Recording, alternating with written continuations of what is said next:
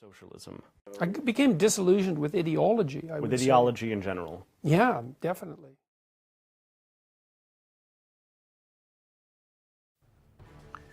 So you are disillusioned with ideology.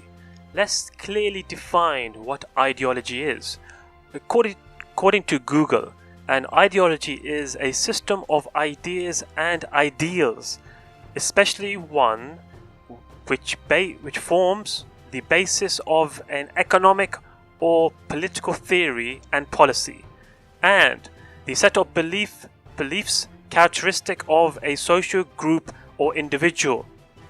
Can one not say that the set of beliefs characteristics of a social group are religious? So are you now disillusioned with the religious beliefs that you have been promoting over the number of years? It's changed. I mean, I don't like ideologues. Mm-hmm. I think that it's ignorant to begin with, in the technical sense, is that you apply an ideological solution to a problem when you actually don't understand the problem. You say you don't like ideologues. Let's define what an ideologue is. An ideologue is a person who believes very strongly in particular principles and tries to follow them carefully. So that means you dislike certain people by use of such language. So which principles do you dislike? And whose principles do you dislike? And who are these people that you dislike? You can place the responsibility for hierarchy and inequality at the feet of Western civilization and capitalism. Well, that is correct, isn't it? Don't most capitalist countries have a high level of inequality? However, that's not correct from my part. Not all capitalist countries are the same. Some capitalist countries have a reduced number of equality in their societies, especially Scandinavian countries and Japan. Furthermore, it is highly stupid of us to believe that hierarchy is innate to all human beings because we have some connection to a lobster, as both of us have a similar type of neural network in which we both abide to a hierarchy. That may be the case biologically, but however, if you put this into perspective of history, during the human history, we as humans have existed for the past 200,000 years, and during this time, did we live in a settled societies? No, we have only lived in settled societies for the past 10,000 years. What about the rest of the time? The rest of the time, we lived as hunters and gatherers, and within hunter-gatherer societies, there is not much of a hierarchy that we can say. Serious about inequality. So there is no way to get rid of inequality? Well, there's no reliable way that we know of to get rid of inequality. Well, there's no way of getting rid of inequality per se, because, and it's not even clear that you want to, because I don't think you want everyone to be exactly the same across all dimensions.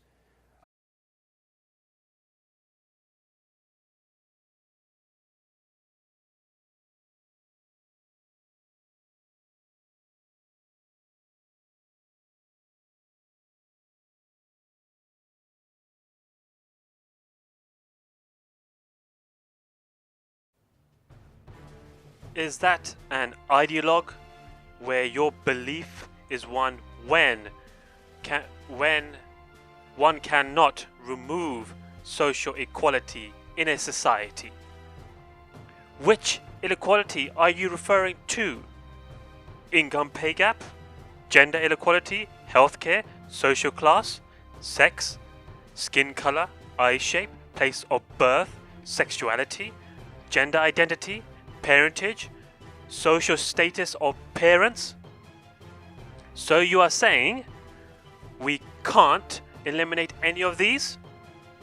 Why is it in some places in the world income pay gap has been reduced, Why can't you acknowledge this? We know what happens when right-wing governments adopt racial superiority doctrines, right? We know what happens. We get an extraordinarily toxic form of tribalism and blood. So that seems like a very bad idea. Well, when does that happen on the left? Well, it's not so obvious because the ideas on the left have this appeal to universalism that makes them credible and attractive, especially to people who are compassionate. But there is a line. Well, I'm suggesting that the line is crossed when we start talking about equality of outcome.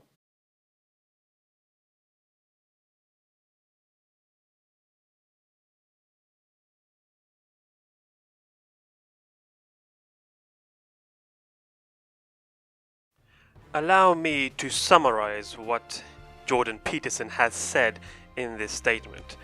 The question was the far left versus the far right. He started off by stating the negative aspects of when a right-wing government comes in power, and the result is tribalism and blood.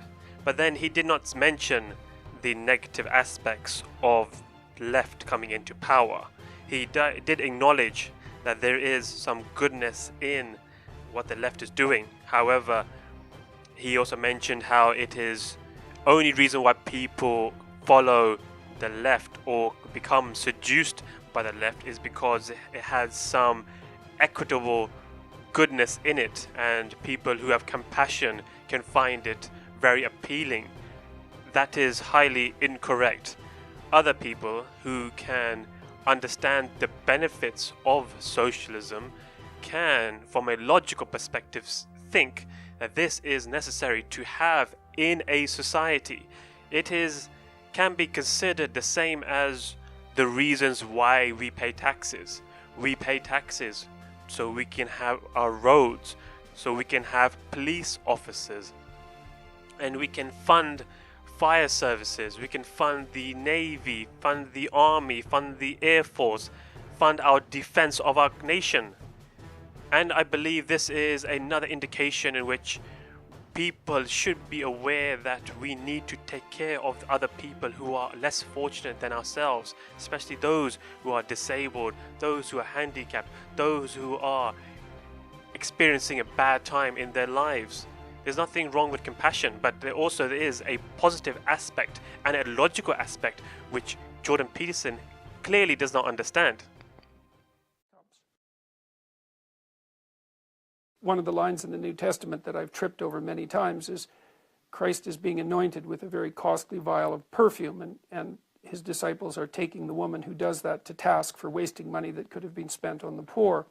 It's a very complicated story, but Christ tells his disciples that the poor will be with us always. And that's something that I've spent a lot of time trying to understand why that statement would be made. That, and to those who have everything, more will be given, and from those who have nothing, everything will be taken, which is a discussion, which is a very, very succinct observation about the continuing existence of inequality. So there's evidence throughout the New Testament of observation of the inevitability of inequality. That doesn't necessarily mean that it's a moral good. Well, you've heard it yourself. Jordan Peterson has confirmed that the Christian Bible itself does believe in inequality in a society. It believes it is necessary to have inequality in a society to make it work. Good. In a way, you're appealing to a certain political viewpoint. Well, that's what people claim. That's your fans. Your fan base seems to come from that side. No, I don't agree with that at all. I think that, first of all, whether or not what I have are fans is debatable. Rock stars have fans. I'm not a performance artist. I don't have fans. I have people who are listening carefully to what I'm saying. And it's very complicated what I'm saying. So they're not just fans. Second, there's a very large number of them. Third, they stack up everywhere from the radical leftists don't like me, to the right.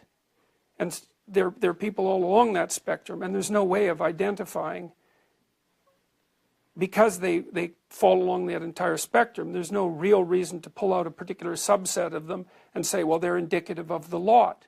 Now, the radical leftists like to do that, and they say, well, you're probably a right-winger, because a radical right-winger, let's say, because radical right-wingers also oppose us. It's like, well, yeah, everyone to the left of everyone to the right of the radical left is not a radical right-winger. It encompasses the entire spectrum. Are you a radical right-winger? It's a silly question.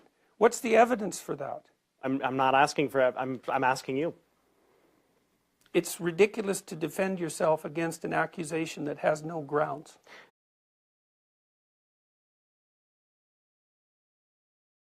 There is grounds to say you are a right-winger. Firstly, you don't believe in equality. You have just justified it in your previous statement. You believe in a gender pay gap. You believe in hierarchy. You believe and have conservative views towards relationships and sex. You shout people down. You never hear the other person's view. You have a cult-like following. Of course you're a right-winger. So what is your political perspective? I don't really have a political perspective. I'm not trying to play a political game. And I don't think that the problem that we're having right now is a political problem. I think it's deeper than that, which is what I said right from the beginning, which is why I think that what I'm doing is resonating. So let's consider me a psychological diagnostician. So to the extent that your fan base does come from what we would call the alt-right, what do you think of them? What do you think of them as, obviously their ideology is very amorphous. Oh, I think that anybody who plays identity politics is playing a bad game. I don't care whether they're playing it on the left or the right, and I've made that perfectly clear, although perhaps I haven't concentrated on it as much as I might. But like I said, I don't see the right as a threat in the university campuses, for example, and that's a large part of the place that I've been fighting this battle. Mm-hmm. So, but I don't like identity politics. I don't care who's playing it.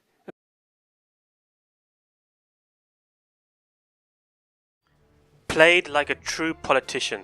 He did not answer the question that he was asked. He asked, what did you think of the people on the far right? He said, anyone that plays identity politics is playing a dangerous game. However, that is wrong to assume that the right wing only play identity politics. They play other politics as well. It is wrong for you to simplify the views of the right wing as being just identity politics. They don't play just identity politics. They play a different number of issues that they are concerned with. That's why they're far right, and that's why they have a different view from everyone else, and that's something you should address. You should not play this like a true politician. I'm highly disappointed in the person interviewing you. He should have called you out on this, as you never answered the question. You play this as a true politician. Stand up with your back straight, put your shoulders back, don't tell lies. This is a father talking to his son. This is right, what we heard in the Boy Scouts. It's exactly that, which is also why so many people who don't have fathers are reacting positively to me. It's like in times of radical uncertainty, what was once common becomes profound.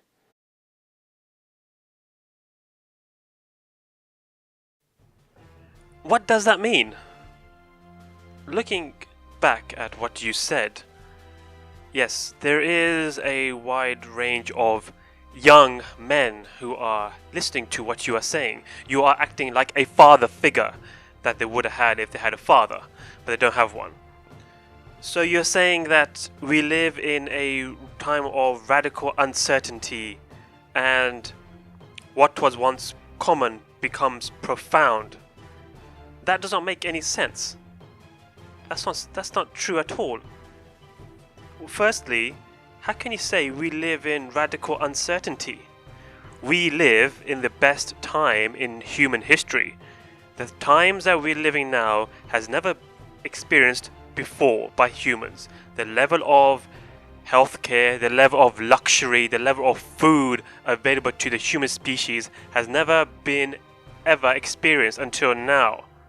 It may have in the past, maybe during the Roman times, but that was far different. The level of slavery has been reduced in the world.